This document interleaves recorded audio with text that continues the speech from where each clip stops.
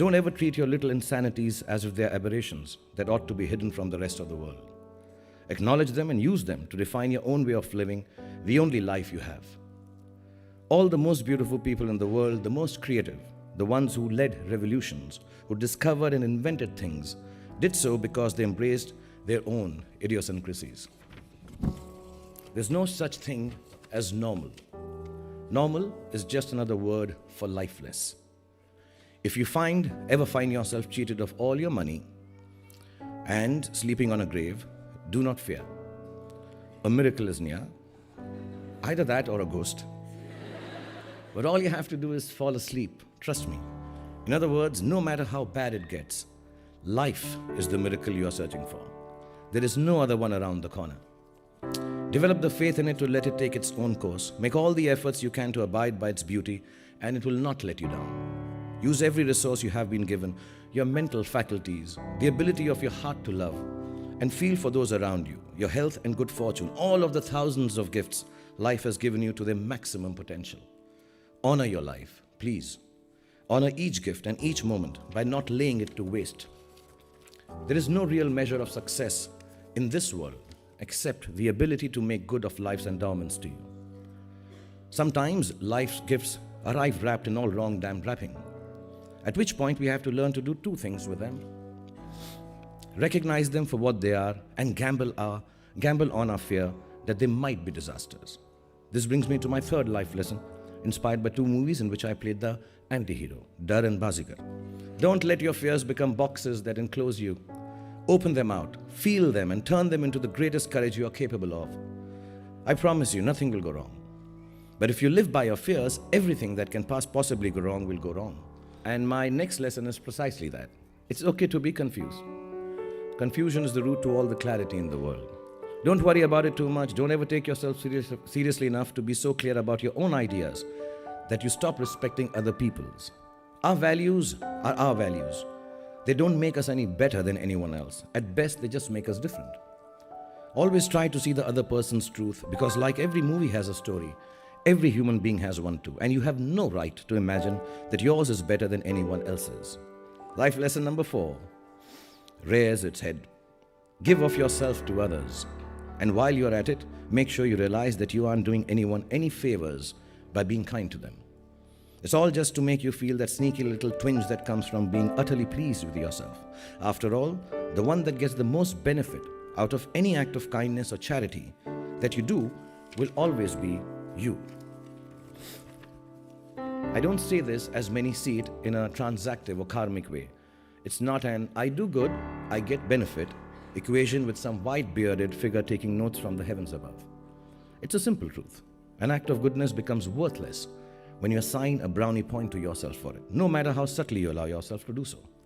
As benevolent as your gesture might be, someone else could have made it too.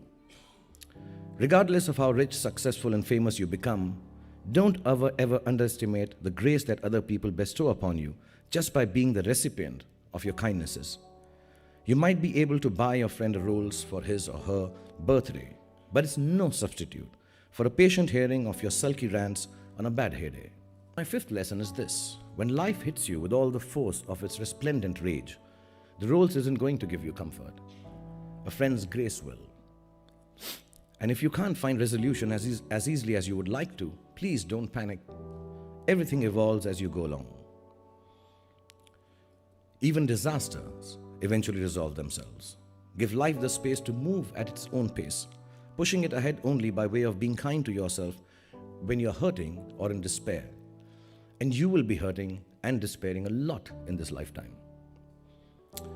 And that's lesson number 6 for you. All the names you give yourself, or those that others call you, are just labels. You're not defined by them, no matter how flattering or uncomplimentary they are. What defines you genuinely is your heart. Me to life lesson number 7. Whatever it is that is pulling you back, it's not going away unless you stand up and start forging your own path with all your might in the opposite direction. Stop whining and start moving, so to speak. I didn't mean the kid. Sadness and happiness. I'm sorry. She can whine. Sadness and happiness have the same quality of transience. Life is a balanced exchange of one with the other. And this is lesson number 8. Don't attach yourself to either. They're both going to change with the same certitude. Take them with the ephemeral spirit of their impermanence and manage them with a healthy dose of good humor. Laugh at yourself when you're despairing. Shed a tear. Love your work and love me forever. Love your friends and love me forever. Love your enemies and love me forever. But most importantly, my friends, love yourselves. Embrace all that this life has in store for you. Let your heart be as deep as the deepest ocean and as wide as the furthest horizon. Know that it is limitless. Love is not an excuse to grab or to hold on or own or to barter. It is the only excuse you will ever have to call yourself special. And if someone you love lets you down, don't fault yourself for not trusting him or her. Fault yourself for not trusting your love enough to forgive his or her trespasses. You never know what the future will bring, whether there will be a tomorrow or not. Study hard, work hard, play harder. Don't be bound by rules. Don't hurt anybody. Never grow up and never ever live somebody else's dream. Remember, however many times you go wrong, no matter how many times you fail, despair, feel like this world is against you, in the words of Bob Marley, at the end, everything's gonna be all right. Do well in your life. When you've achieved every material gain that you want, which you should, please don't give up on that. Don't become a philosopher before you become rich. Make sure. Honest truth. Please don't do it. Find your space, find yourself, however small it is, find yourself your apartment, find yourself a partner, find yourself a business, do everything. And once you have made it what you want to, please, if there is any kind of issues back home, go and look after it. That's how DDL Gen Swadesh was planned and decided. But there will always be confusion that should you be back home, or can we reconcile the fact that we are not doing anything for my own house. I think those differences are all right. Live with them, but once you have got what you wanted to achieve, please go back home and look after it too.